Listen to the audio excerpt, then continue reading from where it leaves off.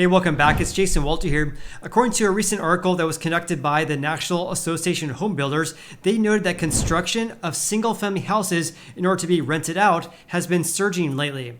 In fact, according to their analysis here, they actually pulled data from the U.S. Census Bureau here, and they actually looked at what's called their quarterly starts and completions by purpose and design. I'm going to be sharing that with you here just a little bit. They noted that there was approximately 21,000 single-family built-for-rent housing starts during the second quarter of 2022, and this is a 91% gain over the second quarter of 2021. So in other words, we're seeing this huge gain in builders constructing single-family houses in order to be rented out right now. Again, a 91% increase from the second quarter 2021. If you actually click on this link right here, it takes you to this website right here, which is the website I use to pull new home construction numbers as well as new home sales according to the U.S. Census Bureau.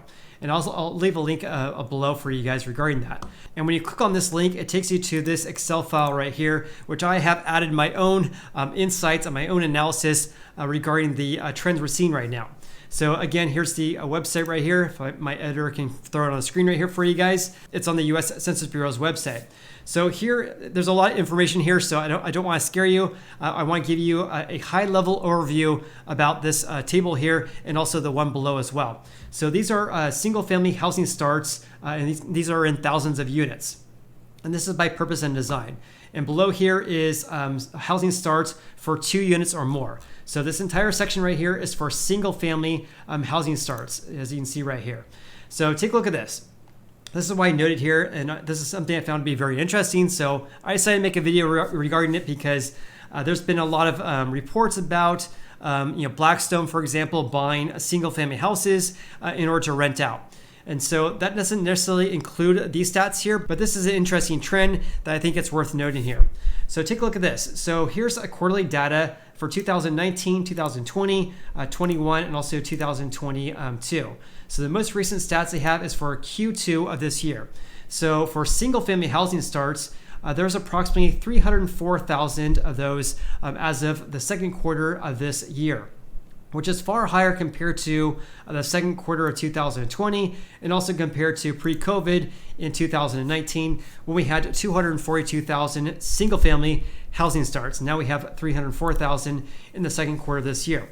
So that's number one. We have a lot more housing starts for single-family compared to the past few years here. So number two, where do they get this 21,000 single-family houses in order to be constructed in order to rent out?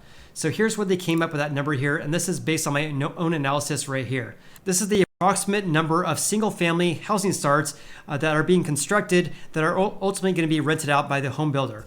So 21,000 right now, which by the way is a 91% increase from the second quarter of 2021 when we had 11,000 houses being built. Now we have 21,000 being built to rent out. So here's where I got this number from. So here is total housing starts for single family, again 304,000. The total number for built for sale is 230,000. We also have approximately 38,000 houses being built right now in which a general contractor is building right now. Owner built, we have 15,000. So what they did in order to calculate this 21,000 figure here is they took the total housing starts and they actually subtracted that from built to sale, the total for that 230,000, and subtracted contractor built as well as owner built. So therefore the difference there is 21,000, the approximate number of single family houses being built right now that they plan to rent out. So what I found to be very interesting regarding this is that, yes, it's a 91% increase from last year in Q2 of 2021, but in 2019, really through 2021, we basically had the same number of houses being built that are going to be rented out. But in the second quarter of this year, we saw a huge increase compared to prior years.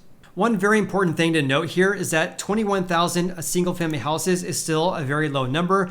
We do see a huge increase of 91% compared to the second quarter of 2021, which is obviously noteworthy. But the market share for these houses being built to rent out only is 6.9%. In other words, 21,000 only represents 6.9% of the total housing starts for single-family. Here's something else I want to bring to your attention as well that was not noted in this article from the National Association of Home Builders here.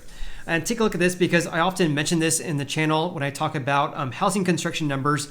According to the US Census Bureau, they announce that every single month, right? So check this out. This is housing starts for buildings with 2 units or more. So multifamily construction right now. This, of course, was single family houses. So this is a multifamily construction right now, 2 units or more. So for the second quarter of this year, we have approximately 148,000 multifamily properties that are housing starts in the second quarter of this year. And this is far higher compared to the second quarter of 2020, when we only had 81,000 houses or properties. And also in the second quarter of 2019, we only had 108,000. So now we have 148,000. So that's number one. We're seeing a lot more housing starts for multifamily right now compared to the previous years. And for this table right here, they provide the purpose of construction. So they break it down by for sale and also for rent. So for rent, we have 142,000 units. Again, these are only multifamily, 142,000 units right now in which they're being built in order to rent out. This is 142,000 out of the total of 148,000. That represents about 96% of the housing starts being built right now for multifamily. In other words, 96% of 148 is 142. So the vast majority of the multifamily housing starts is for renting out, about 96% of that. On top of that, they also break it down by the number of units per building. So take a look at this. So this is 2 to 4 units. So our duplexes, triplexes, and quads. That's only 5,000 units. For 5 to 9 units, only 6,000 units. For 10 to 19 units, that only represents about 9,000 units under construction, or 9,000 housing starts. But look at this, 20 units or more. These would be apartment buildings. 128,000 out of the 148,000. Therefore, approximately 86% of the multifamily housing starts is coming from apartment buildings in order to rent out. And going back to this original article here, it says, given the relatively small size of this market segment, again, representing about 6.9% of the market, given this relatively small size here, the quarter-to-quarter movements are typically not significant here. The current 4-quarter moving average, though, that market share at 6%, is nonetheless higher than the historical average of 2.7%, and that's the average from 1992 to 2012. And here's something else you guys should be aware of as well. It says, as measured for this analysis here, the estimates noted above only include houses being built and held by the builder for rental purposes. The estimates exclude houses that are sold to another party, like BlackRock, for example, for rental purposes, which NAHB, or the National Association of Home Builders, estimates may represent another 5% of single-family housing starts based on industry surveys. So if this is accurate here, another 5% of single-family housing starts, this number right here would basically be 11.9%. So instead of 6.9%, it would be 11.9% for the total market share for single-family housing starts in order to rent out. And they also noted the following here. It says, while the market share of these houses is still very small, it has been clearly trending higher. As more households seek lower density neighborhoods and single-family residences, a growing number will do so from the perspective of renting. And this will be particularly true as mortgage interest rates remain elevated and increase further. And therefore, this market for building houses in order to rent out will expand in the quarters ahead. So in regards to mortgage rates, I also want to provide some additional insights regarding that right now. So right now at the time of this video, which is 4:25 p.m., the US Treasury note is at 3.112, or the yield on that is at 3.1% basically. According to Investopedia.com, as of today, which is the 30th of August, the average 30-year fix with people with exceptional credit is 6.19%. Also, according to the Mortgage News Daily, as of today, the average rate is actually the same compared to yesterday at 5.95%. But look at the spread over the past 12 months, though, because back in mid-June, the average 30-year fix was at 6.28%. But 1 year ago, it was only 2.91%. And like I mentioned, 1 year ago, the average rate was at 2.91%. Again, right now it's 5.95%, but that's a difference of 3.04 percentage points in 1 single year. In other words, mortgage rates have more than doubled in 1 single year, which is absolutely insane, which is one reason why this housing market has been slowing down.